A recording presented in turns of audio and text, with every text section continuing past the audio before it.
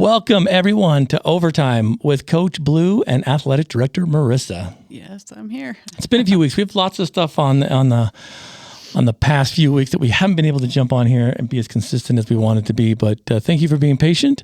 And because of such, we've been able to accumulate some great questions that I think we'll be able to maybe help some listeners with today. Yes.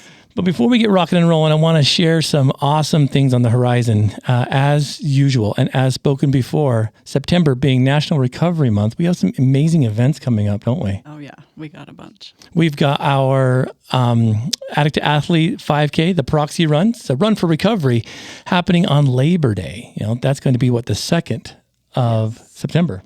Monday, September 2nd, we do this run in celebration of National Recovery Month. You can come and run for a friend, family, yourself who are in recovery, somebody who's still struggling, or somebody who has passed on, sadly, mental health and addiction. Absolutely. It's a beautiful little course we've got plotted out there with a really unique and, I would say, heart-throbbing experience as you run through the quiet zone, where we pay tribute to our loved ones who may have lost their battle with mental health concerns and addiction overdose, or even currently out there struggling. It's kind of a beautiful way to pay homage by using your legs to run proxy for them. Registration's now open. If you want to get a shirt, you better do it soon. We got an awesome logo coming out for it. Registration's only $10. A shirt is an additional $15. So as you register, make sure if you want a shirt that you have to add it as additional merchandise. And we may have a few extra there for Dave, but not many. Yeah. So and get them now. If you get registered and you are out of the area, we do a virtual option. We will get those bibs out to you guys in the week following Labor Day. So absolutely. that you guys can run wherever you're at. Yeah, jump on addictoathlete.org. You'll find the registration tab there. It's under events, and we'd love to see you and your families come out and run for your recovery via Proxy experience. So check it out. We have a bunch of new pictures and names to be remembered on our memory. Unfortunately, we do. Sadly, and other people coming out. In fact, I just emailed with somebody this morning who's running for a friend in rehab. So that's awesome. Well, good deal. It's a great way to kind of show your support without feeling as though you have to, contribute to some of the hectic parts of recovery. And what I mean by that is you coming out and showing your support for them, by running proxy for them, is kind of a great indicator that you recognize their troubles and their struggles and the changes that they're making, and, paying a little bit of homage to the efforts they're doing by putting in some effort of your own is a great way to feel the measure of having a team behind you, being able to run for that recovery, but also it is a healing field. I would kind of don't you think? To a certain degree, it's a healing experience. So love to have you guys come out there. Awesome.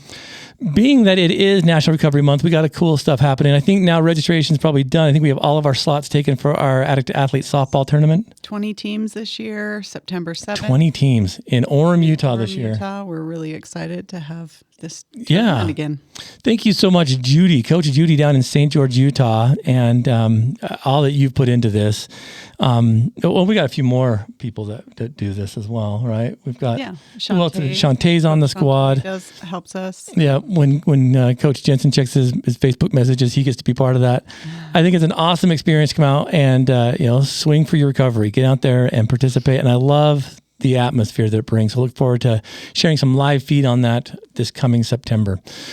Nonetheless, want to thank our Patreon subscribers. It's because of you that this thing's even possible. You allow this podcast to get out further by allowing us to perform on the podcasting networks that we're a part of, being able to, with equipment and the time and energy it puts into producing these podcasts. Yeah. And your logo's been approved and is shipping out now for printing. So yeah. I'm excited. We keep saying that, but it's like a long drawn process. And part of it is because we have some picky people here that want to make sure the logos are awesome and very unique to you. So and Patreon are the only ones that get this logo. Yep, you're the only ones. No one else gets it. It's really good. We want to start by thanking all of our Patreons. We'll start with our super fans. We want to thank Karen Hardy, Jerem Thurston, Tara Butson, Holly Davies, Scott Foster, Sensei KP Brown, Patrick Forsyth, Christy Case, Faith Davis, and Andrew Baird. We want to thank our rookies, Earl Dyer and Brad Waldron, our pro levels, Justin Robbins, Gary Thurston, and Flo Grant, and our champion level, Shad and Freya Robison. I love the fact that we're able to mingle with such amazing people. And speaking of Shad and Frey Robison, I have some interesting news that I need to promote to everybody, and that is the crazy epic run that would have been Coach Blue and Coach Lisa running the state of Utah, tugging resistance tires.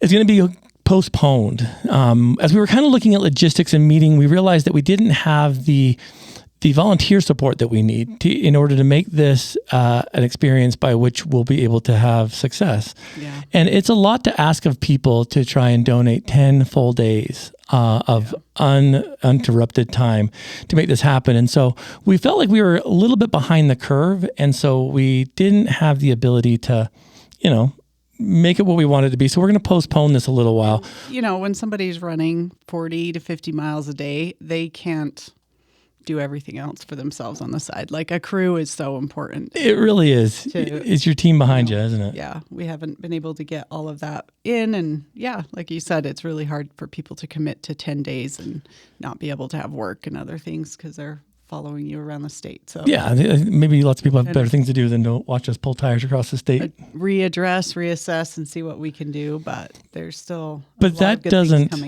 doesn't negate the fact that we're going to do some epic things. And one of those things was that Shad reached out to me and had located another family that was hoping to raise funds for a racing wheelchair.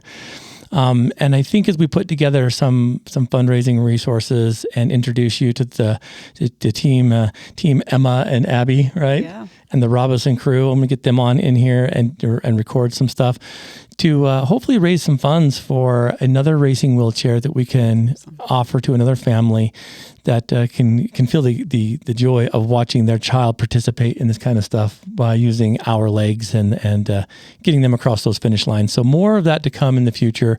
But we're going to shift gears just a little bit and take away from that Rise Up challenge right now and move it towards, probably fundraising for Project ELF and for the Robinson's team. Yeah. So good stuff on the horizon.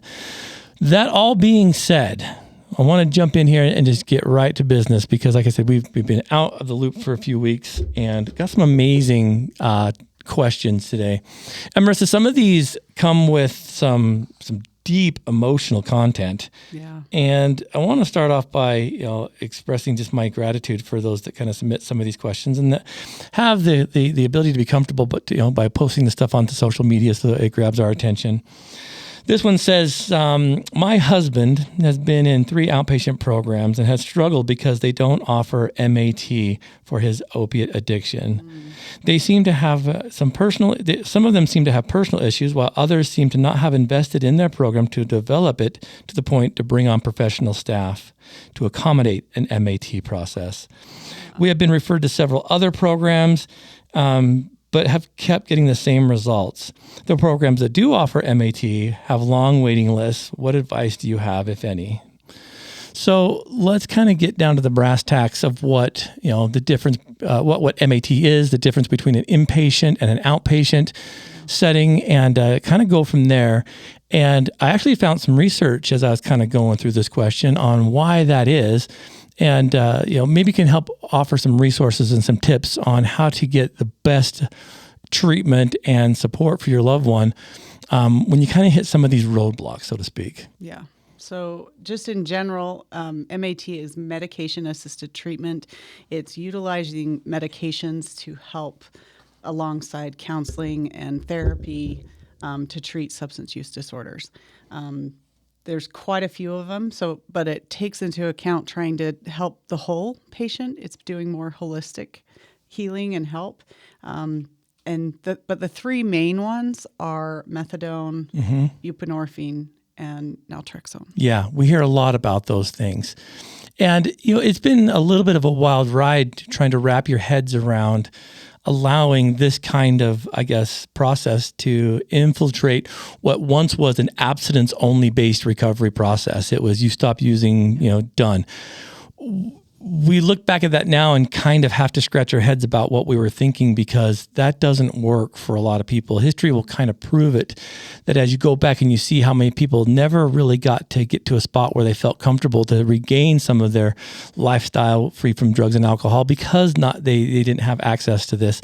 So there's a lot of, I think, pros and cons to MAT, but there's a lot of people that still have a hard time wrapping their heads around what it is. Specifically, when you do find an MAT program that offers these medications, but then tries to rapidly reduce it to wean them off of it as fast.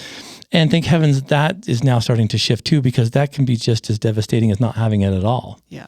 Well, and the interesting factor, like I know you've talked before, you went through school, become a substance use disorder counselor in like early 2000, 99, 2000. Yep. And no one talked about this. No. It was bad. You even, when you were first I had some heard about heartburn with it. Yeah. It took some time for you to learn and adjust. But what's so interesting to me is methadone has been around since 1947. Jeez. Methadone has now been studied and researched for where are we at? 70 years? Yeah. 70 years. It's like one of the longest like tubs of research that they have with opiate use disorder. And it's got a ton of research. Some of the research I found is that there's 33% fewer opioid positive drug tests with people who use methadone. They also said that they've seen a huge reduction in infectious diseases and crime.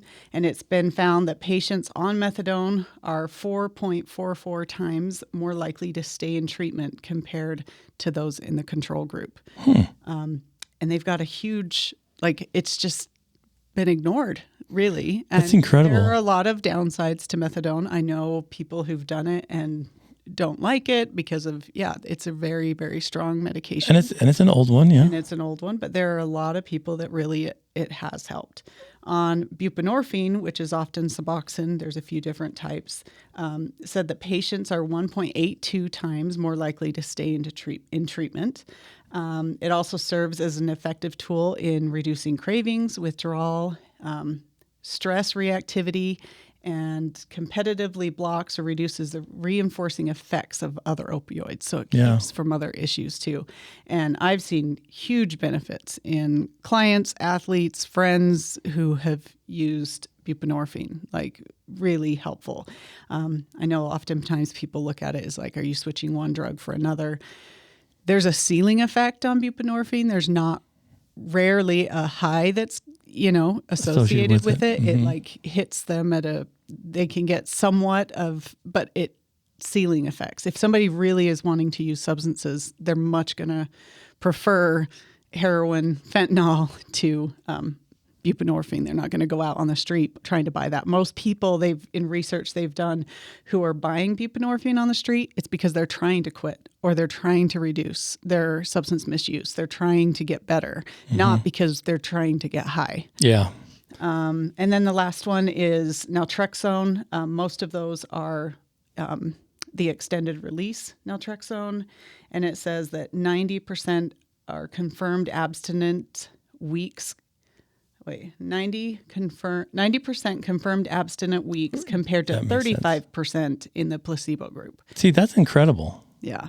It's also been shown to reduce relapse and increase their quality of life. So some of this is pill form naltrexone, but there's others too that have it in injectable, which lasts a whole month. And that's really helpful for people who are working and can't get to the doctor or other medications to be able to have a whole month of support on a different end. Yeah. And so the question boils down to when you're looking for an outpatient program, and this is something that, may be beneficial to you, it's about asking the right questions at the right time so that you don't get all kind of booked up and locked into a program and start the process only to realize that it's not available or difficult to access. Yeah. And so they've made a lot of policies and extended the ability for more physicians to start becoming more familiar and trained to be able to prescribe this. In fact, I saw a research study that talked about how many primary care physicians are now able to start helping you through this journey with MAT. Yeah. I know that there's,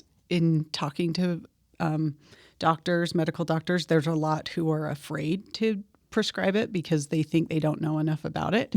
but it's now open. Everyone needed to get certified, covered. So there may be doctors that don't want to do that. I would encourage them. Yeah. Or just continue to ask and find a doctor that will prescribe it. But before, it was very, very limited. There were only a certain number of doctors that could prescribe it. There were only even a certain amount of drugs that they could even prescribe through pharmacies that could dispense the medication. Yeah. That has changed now too. And so, one thing that we do here, and thank heavens here in Orem, Utah, in the Utah County area, we've been able to align ourselves with an amazing physician that has an incredible deep understanding and knowledge of substance abuse and ways to treat it with MAT, and refer to him often. I would highly recommend being able to start doing some research on your own and being able to, maybe put out some feelers and ask some questions to maybe some PAs or maybe some of your own general practitioners that can kind of give you a little bit of a direction. Because what I've noticed is that even in my private therapy business, right, I have a lot of folks that are in recovery that come to do private therapy, and we have connections with the doctors that they're seeing so that if there's any discrepancies, if there are any issues, we can communicate back and forth. And that medical model I found has been very helpful to where the people can come in and get individualized care without having to invest the time, the money, and the commitment to a long-term program. There's a lot of people that are going to need that, but there's a lot that just kind of need that individual attention as well. Absolutely.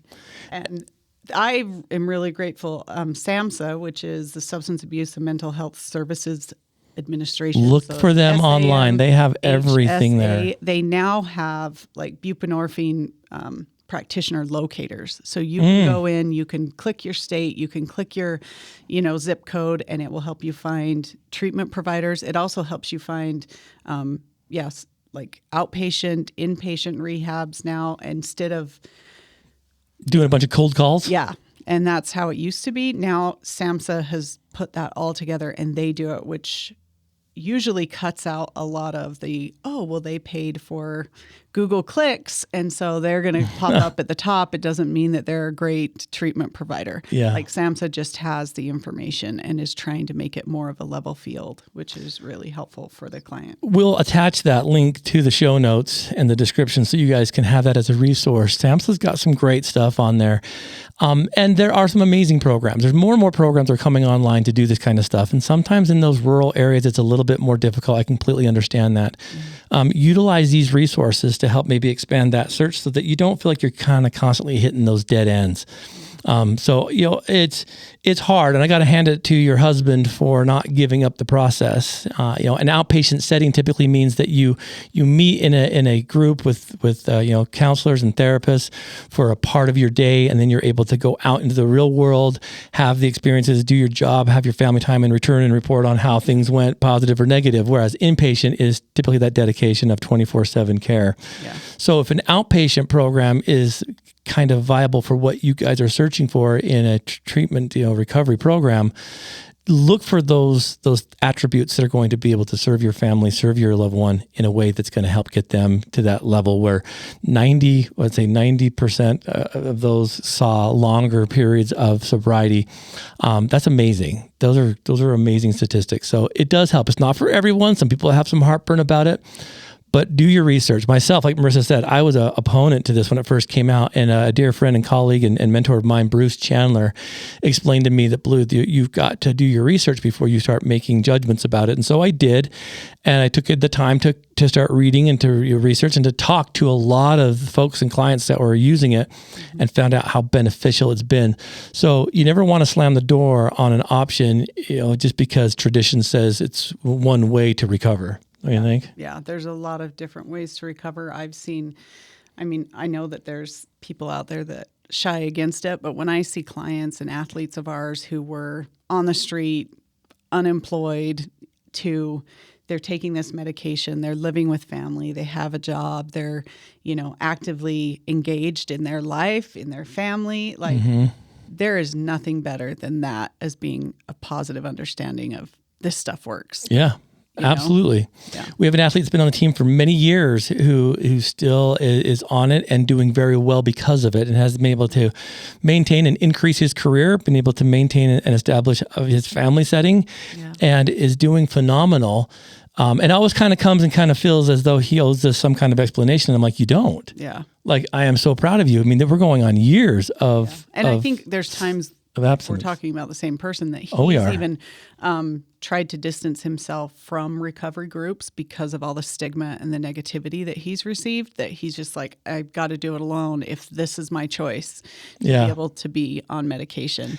You know, that's heartbreaking to me because he loses a support. He loses a support system. But here's the deal too. I mean, stigma is going to follow anything that someone has an opinion about. And that's what kind of sucks about these kind of things. I mean, even right now, when we see like obesity being relieved through drugs like Ozempic, and there's a few others that are semaglutides and whatnot.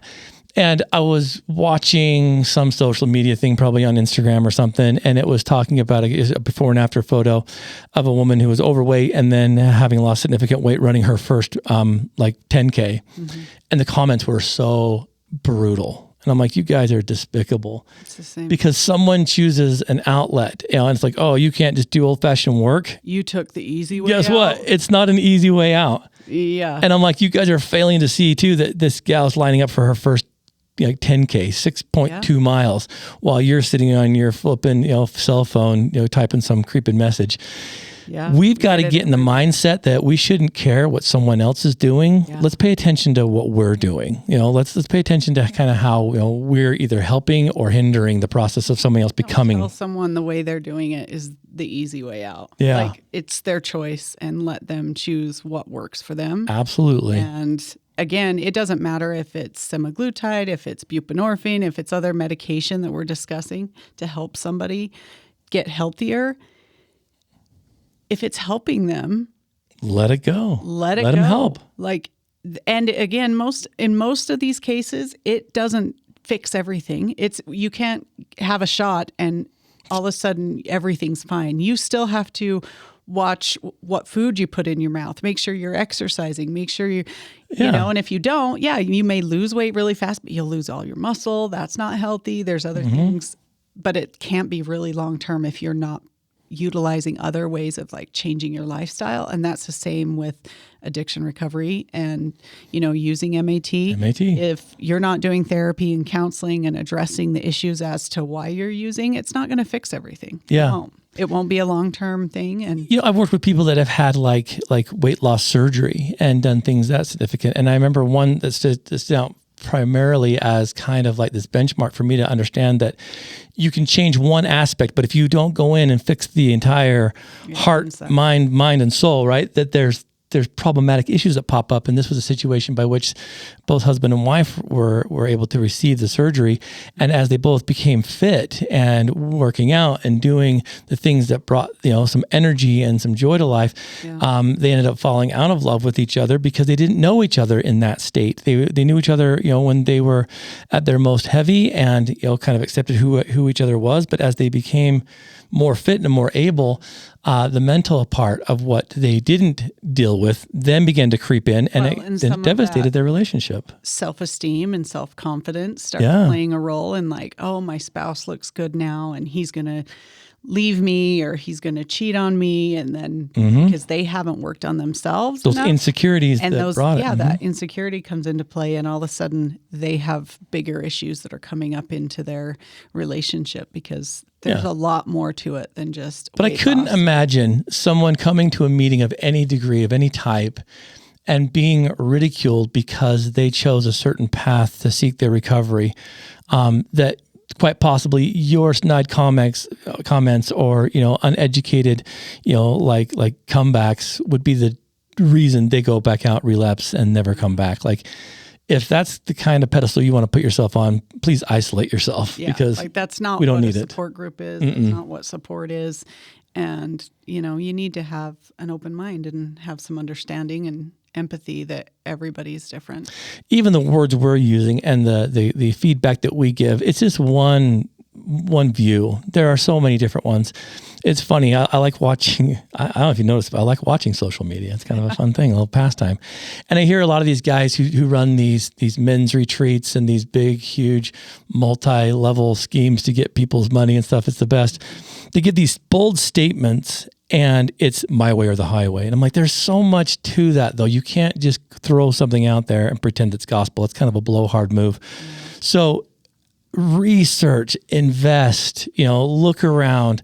I think this is a great conversation to be had. And even though seems like it's semi-repetitive, that means there's still problems out there that people are facing, not getting the services that they need. Yeah, it's really frustrating. This next one's kind of hard, Marissa. And as I was reading this and structuring it, man, it chokes me up. So this is from another one of our listeners who posted, Coach Blue, I've heard you talk about the problem we are facing in the very near future, if not now, concerning the opiate orphans. I'm raising my grandson following my daughter's overdose in 2022. He starts school next week, which I'm sure is probably this week. And I'm having deep emotions because I can tell how he's feeling now, the magnitude of his loss. Am I missing something? I do also feel mad at my daughter and know that I've lost her, and that was significant in my life. But watching him carry on without the symbolic passage of a normal childhood is more emotional than I would have thought. Any advice or thoughts would be super helpful. This is a hard one. Yeah. Man, I saw this, Marissa, and as I was kind of looking at it, I didn't realize the magnitude of this. And this is just a study they did and released, but it was between 2011 and 2021. This is more than 321,000 U.S. children lost a parent to drug overdose in that 10-year span. And it's more now, obviously. Yeah. But it says an estimate of 221,566 children in the United States lost a parent to an overdose from 2011 to 2021, according to a study in the JAMA Psychiatry. It says the rate of children who experience loss more than doubled during this period, from approximately 27 to 63 children per 100,000. The highest number affected to children to those with non-Hispanic white parents, but communities of color, tribal communities, were disproportionately affected. The study was a collaborational effort between the National Institute of Health, that's the NIH, and the National Institute of Drug Abuse, that's NIDA, and of course SAMHSA. It says, the hard part about this too is it says that significant amounts kind of represent that males, fathers to children were more, they lost more fathers than they did mothers, but many of them lost both. And you start looking at this and it kind of starts getting your heartstrings tugged, because what do we do with a generation now? I mean, we're talking about a decade and now more of these young ones who have lost their primary caregivers. That means they're going to miss out on significant aspects of a parent-child relationship in life. Yeah. And this is more than just, my parents are separated or my parents are divorced. That's already, we know issues that brings to kids, that brings to family systems, but to lose a parent to death in overdose is horrific. So one of the things that I've noticed, that I'm seeing this now in my office, I'm starting to see the young ones, the teenagers, all the way up to some young adults into their mid-20s, and I'm seeing some of the residual effects of the first wave of these emotionally deprived kids that are now having a hard time adjusting into life as an adult. Trying to function as their own parent, having children of their own, getting into relationships, things of that matter, because they didn't get to see the relationship base. They didn't get to have that in real time, like visual of mother, father, partner, what have you, parental custodian, and they're being raised by grandparents. And a lot of times what happens too is some of these grandparents are getting up in age too, and so they're going to lose them as well. Yeah. And so I don't think we've seen yet the tsunami of problems we're going to have. So when you start looking at the tail end of the millennials, the Gen Zs, and some of these, you're starting to understand that some of these problems, you guys, are going to be significant, which makes us kind of in a very interesting stewardship as neighbors, as clergy members, as employees, as coworkers, teachers, people teachers, that, interact with these kids in the community for schools and jobs and anything. They're going to need the role models so much. But that self-esteem and being able to question who they are, not having connection to their biological parents, but also questions about I'm not worth it because my parent chose substances over me, or a myriad of other questions that are just heartbreaking to think about. What I've noticed is a lot of emotional inward rage, meaning like they take it out on themselves. And blessed are the grandparents and the stewards that pick up, those pieces. And so first and foremost, I got to hand it to her for even posting this and bringing it to our attention, because it shows that there's that void that needs to be filled. So first and foremost, you're doing a fantastic job, even by noticing these things and being able to talk about them. One thing I've noticed is that these young ones don't get to talk about their parents. They're angry at them for leaving in such a manner, but they also have a hard time being able to share, their thoughts and whatnot, because it brings up some emotions with the parents who they're being raised by them. This grandmother here that's staying too is how angry she is at her daughter. She's angry. She's still grieving. Absolutely. And you know what? It's okay to talk to your grandchild about that. Like, I don't know if she said it was a he. He's going to struggle as much as you are. And what a perfect way for you guys to be able to have some self-awareness, to be able to increase, I think, his emotional intelligence and teaching him how to navigate, to talk about, to understand these strong emotions. Yeah. And you can do that because you're going through it too. Don't just avoid it because you need to be strong and, pretend everything's just fine and keep going. Like, it's okay to break down in front of and talk to him about how hurt you are and that you miss your daughter and that you're angry at her or whatever it is. Like, that's okay. And I think that is beneficial to your grandson, rather than just, I've got to be the strong one because he's going through a hard time. Like, being able to increase a kid's emotional intelligence, self-awareness, and then be able to teach him coping skills and yourself of how to deal with those emotions are going to be bigger and better than anything. So, if you look at the picture of what this looks like, it's going to be, a point by which I think they were projecting by 2030, it'll be, 4 kids out of 10 will have a loved one, whether it be a parent or someone close to them, pass away. That's insane if the trends continue. The good thing is, as we've seen, a very small decrease this year in overdose deaths, yet we're still in the hundreds of thousands, which is still too many. So I would say allow the village to help you. Meaning, and this is not a go jump on and register for a race, but doing things as we call the erase and replace mindset, meaning to erase that negative feeling, that sense of loss, and replace it with one of love and service and compassion and of doing is a huge thing. Whether it's, we've seen like Gracie, who's been on our podcast, who's advocated and wrote a book with a bunch of people that I was able to help. I was able to help write the foreword to the book.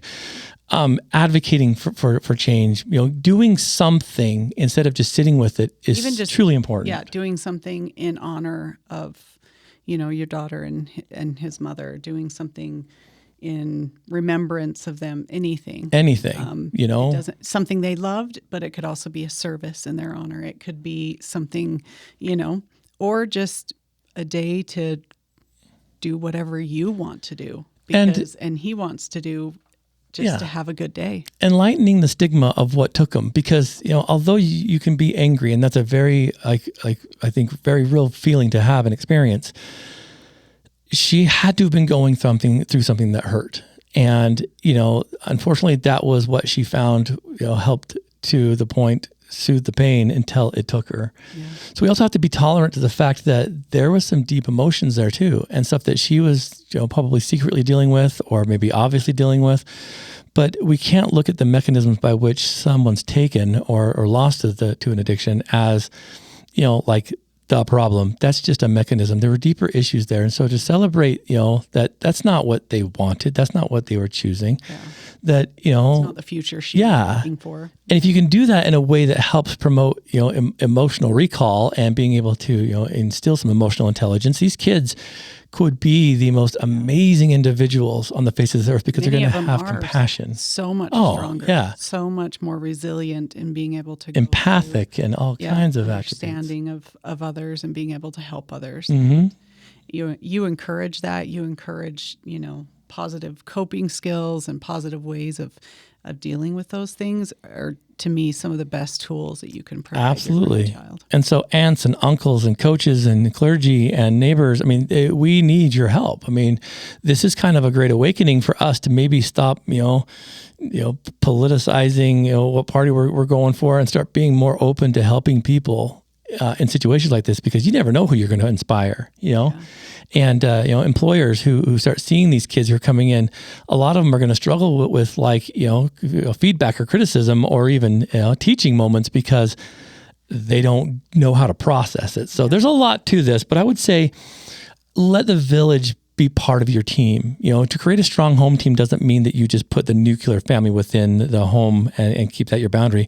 It's about bringing on all kinds of people to help, and getting them involved in something that can help, discharge the energy at the same time, bring some kind of joy. That's the best part I think I've seen. Yeah, I can't remember. I remember years ago going to something, and they were talking about the benefits of youth and children who had multiple adults in their lives that were connected to them specifically by just calling them by their first name. Yeah. And how that increased youth and adolescents' future success by having adults that they knew well enough that called them by their first name. It's interesting. To me, that was, I need to find that specific That is interesting. Stat, but to me, that's the biggest thing. I think it was from United Way when they were talking about reading with kids, but I thought how simple to know that you can increase a kid's self-esteem by just acknowledging them and calling them by their name. Like the simplest way to build up youth. Mm-hmm. That doesn't take anything. That doesn't take you taking days off of work and going and volunteering at the school and doing all this. It's just calling them by their name when you see them. That's amazing. And how much that increases them. And they did these studies of just their future success. That's incredible, actually. Yeah, I never thought of that. It's interesting because I reached out to one of our very old youth participants when we were first married in that decade or two ago in the year 2000, when we were serving in an ecclesiastical position with youth. And, this kid's now he's an adult, he's, got his own family, and he posted a picture of his family. And it was just so cool to see him create this family when I just knew him as part of someone else's family. Yeah. And I shot him a message and I'm like, I'm so proud of you. You look so happy. You've got a beautiful family. I'm proud of you. And he responded back and said, "You're a big part of this." Oh, we only had him for a few months of 1 year, but just 15. Yeah, 15 years old. But you never know those. I mean, that was 24 years ago, and so you never know about that kind of stuff. So I would love to maybe look at that study and kind of see what it is, because maybe it can bring some awareness to how we help these young ones heal. So that's a rough one. This last one was interesting, and it kind of has some subsidies to this opiate orphan thing, but on a different approach, different kind of platform, because it's still young adults. This question says, Coach, my 22-year-old daughter seems to be stuck in life. I think it's depression, but when I speak to her about it, she blows me off. I work in the medical field, and I know what I'm talking about, but since her high school graduation, it just seems as though she's been unmotivated, bounces from job to job, is on and off with her boyfriend. It just doesn't seem like she's getting much out of life. So some of the attributes that she had kind of called out there were things like this passivity, this lack of motivation, right? Yeah. There was some avoiding responsibility, maybe some poor social communicative skills, difficulty with procrastination, maybe easily discouraged and kind of blame shifting and things of that nature. So as I was looking at this, I got kind of thinking, well, what causes some of this kind of stuff? We have a child that's kind of in that age group too. And not that she's doing those kind of things, but it got me thinking, and I found something that I hadn't even thought about, that actually kind of pays tribute to why we've seen less numbers in ecclesiastical meetings, in community-based resources like the 12 Steps, Addict to Athlete, programs like that. Participation, yeah. Is this thing, this experience that people are going through, especially these kids about 18 to 25 right now, which I've never heard of, and it's called the pandemic skip generation. The pandemic skip. So what is the pandemic skip? It's a sense among young adults of having skipped important periods of social and emotional development due to the shutdown and the social distancing and remote learning from work and school. It says even 4 years after the heightened pandemic, despite normal life kind of fully resuming, some young adults still feel their mental age and their current stage don't match up with their chronological age. As such, their personal growth and mental health have suffered. And we've seen this, right? Yeah. So to take a clearer look at it, you look at the pandemic skip as a feeling that, again, your chronological age doesn't match your mental or emotional age because you skipped out on some pretty significant aspects of growth, right? And it says, social distancing has been shown to affect many young adults in their personal and private lives, causing failure to launch type experiences and kind of getting them into what's called the arrested development, just kind of like stuck. You talk about this river of life that sometimes happens where they get out and the boat keeps going. But they hit those rapids. And the rapids are so big and so extreme. Instead of just like learning to navigate and go through the challenges in life, they hop out on the shore and pull the boat out, or hop out themselves because they fell out of the boat and the boat keeps going. And how do you get them back in to that river? Yeah. Well, and it says some signs of arrested development are lack of motivation, abstinence from responsibility, poor communication skill, childlike outbursts, procrastination, and lack of practical life skills. And I've seen some of these correlations in social media again about, these kids that are having a hard time working now. They're like, I don't want to work 40 hours. I don't want to do this. And part of it I can start to understand is like, you give them another couple of years, I think they're going to be okay. But right now they're kind of going through like, wait a minute. I still don't know what's going on. Yeah. In fact, it was kind of a crazy thing during the pandemic when we had, like lockdown on everything. High school graduations were very strange and very odd. And then I heard like this last May when they were having some problems with protesting and stuff, that there was one college specifically that didn't get to walk for their graduation, which would have been 4 years after those kids' graduation, didn't get it in some of those 2020 seniors in high school that now couldn't do it. College. And you look at something as simple, and it may not register on a lot of people's radars out there, but it's a significant life experience to be able to have that rite of passage. It's no different than having like an adulthood experience where you go through this rite of passage. Yeah. And I got thinking that absolutely sucks. Yeah. That's twice now because of outside influences that they haven't been able to experience their achievements. Yeah. And so you look at this and I got thinking, all right, well, this is pretty wild. So again, if you have an 18 to 25-year-old, if you're kind of worried about them, it's understandable, but all in the same breath, there are some things you can do to help make up for some of that stuff too. Yeah.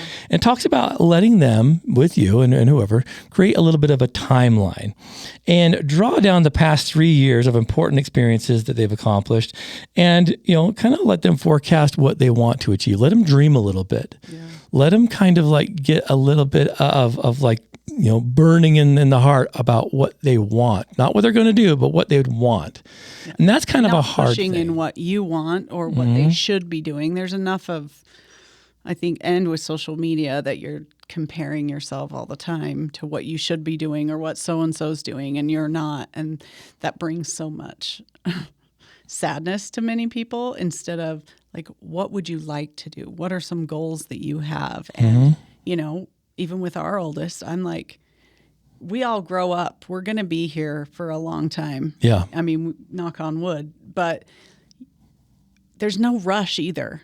Like, no. Don't make them feel like they need to hurry and decide, it's always get married and move on. Yeah. It always saddens me to see seniors like, I don't know what I want to do. And they feel, our second oldest is like her senior year. I don't know what I want to do yet. And she thought she was a failure. I'm like, you're 17 years Good old. grief. Like, I still don't know what I want to do. Yeah. You don't need to know that. Like you have a whole lifetime ahead. You're not even a quarter of the way. You're not even half of the way.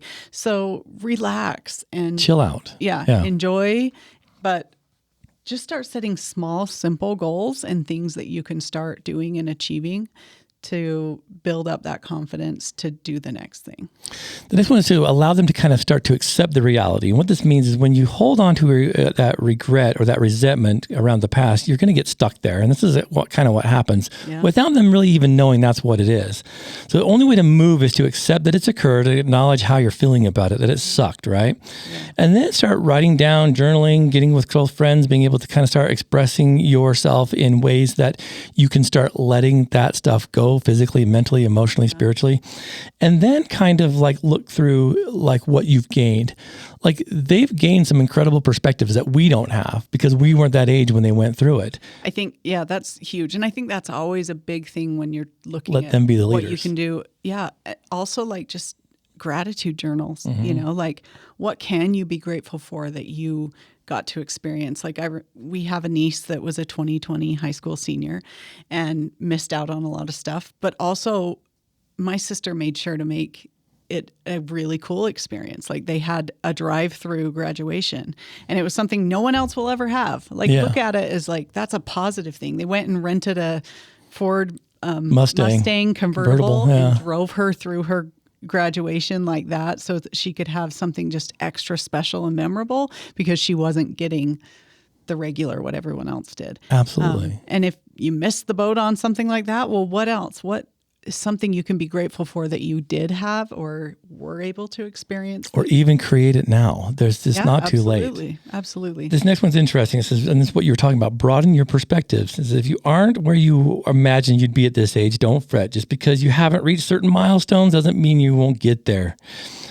People mature in all different rates, speeds, and ages, right? So accept that your life is still going to unfold and probably in some unexpected and some expected ways. Just be present. Like nothing's over yet. Like, in fact, it's kind of funny. I remember listening to Gary Vee. He talks about like, you don't even need to start making heavy decisions until you're in your 30s. Yeah. And so we've got time. And so don't rush into these things. Don't think that you're a failure or you don't have what you need.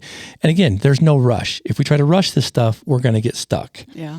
And the last one is foster connections, which I cannot stress enough. Yeah. We all know this. This human experience needs to be one of relationships. It says, rest assured that you're not the only young person who's experiencing the fallout from that pandemic skip. So nourish and develop your authentic connections with others, and so you feel less alone. Reach out to trusted mentors, cultivate friendships, have experiences, go places that challenge your boundary, which means kind of like, hey, maybe you and your friends go hike, the Appalachian Trail for a minute. Maybe you do things, those rite of passages that you can create yourself, right? Like I didn't get to do this. Let me do this instead. I remember when we were in Las Vegas one year and Boston had just turned 13, our son, and he wanted to go on the Space Needle ride, and he's like, this is going to make me a man. Yeah. It was so funny, that goofy little rite of passage, because it was something he was afraid of that he did. But he came up with that. He's like, I have to do this because it's going to make me a man. Mm-hmm. Yeah, it's kind of funny. Yeah. Because it took away my manhood when I did it. It was scary. But nonetheless, have those experiences, and do them with people, mentors, and I guess relationships, friendships that you can think back on, and you can have those experiences. So there are some ways around this, but it makes perfect sense. So I wouldn't give up hope. 22 is still very young, and there's no rush. There's no rush. Have the experiences. Try something. Mental health. Do something to push yourself. And I can see how that looks like depression, right? I mean, it does look like depression, but it's not. The one thing we have to remember is that all of us are going to ebb and flow in emotions like anxiety and depression. And those don't mean that we are anxiety prone or depression diagnostics, right? Yeah. That's not what it is. It can be just normal feeling from something going on in life. Yeah, absolutely. Mm-hmm. But don't let that hold you down. More than anything, maintain communication. Right? Listen more than you speak. If you get into that active listening and start to listen to what they're really saying, and maybe do some explorative listening where you can kind of get a feel for what they're saying, that's going to be the biggest bang for your buck. Absolutely. Wow. See, so I told you there was quite a few today. Good, strong question. Absolutely. Listeners, this will be a podcast coming out this week if we can convince our pandemic skipped daughter to make sure she edits all this, right? Yeah. She's doing good. So if for some reason you had to jump out or bail because the boss was looking over your shoulder, don't worry. You'll be able to download this as a podcast. Please share it. Share with it. anyone that you think could benefit. Jump on, leave us a review. It helps get the podcast out there a little bit further. And for all you Patreon subscribers, thank you. And your next bonus episode will be dropping in the next day or so. So pay attention. You'll get some good stuff there. We're going to carry on our conversation that we've had last month, which I love doing. They're deep dives. Get to do some research for these folks, kind of help them on that healing process. As always, addictathlete.org, your one-stop shop for anything Team Addict to Athlete, how to become a certified recovery coach to open a chapter of Addict to Athlete in your community. Also, our registrations for our upcoming events, ways to get in touch. Our team store. The team store is on there. Absolutely. So jump on, get some gear, get yourself ready to erase and replace with every footstep, and do your best to turn your mess into your message.